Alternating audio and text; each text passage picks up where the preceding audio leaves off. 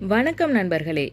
தமிழ்நாட்டின் அரசியல் வரலாற்றில் முக்கிய இடம்பெற்ற திமுக பற்றி சில விரைவான ஆனால் முக்கியமான தகவல்கள்.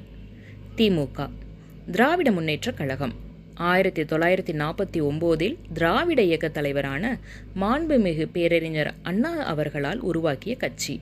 கட்சியின் நோக்கங்கள் சமூக நீதி, சாதி பேதமின்மை, தமிழரின் உரிமைகள், கல்வி மற்றும் பெண்கள் முன்னேற்றம் போன்றவற்றை மையப்படுத்தியது. தொடக்க காலத்திலேயே திமுக தமிழ் கலாச்சாரம், மொழி பாதுகாப்பு மற்றும் சமூக அப்லிஃப்ட்மெண்ட் மீது கவனம் செலுத்தியது. திரை உலகத்தையும் அரசியலையும் இணைத்த முதல் கட்சிகளில் ஒன்றாகவும் மாற்றத்தை ஏற்படுத்தியது. மாண்புமிகு கலைஞர் கருணாநிதி அவர்களின் தலைமையில் கட்சி மிகப்பெரிய வளர்ச்சி கண்டது.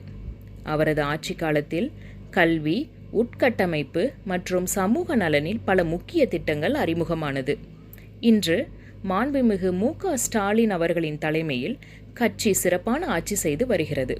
கல்வி, மருத்துவம், நலத்திட்டங்கள், எளிமையான நிர்வாகம் இவை அனைத்திலும் புதிய முயற்சிகள் நடைபெற்று வருகின்றன.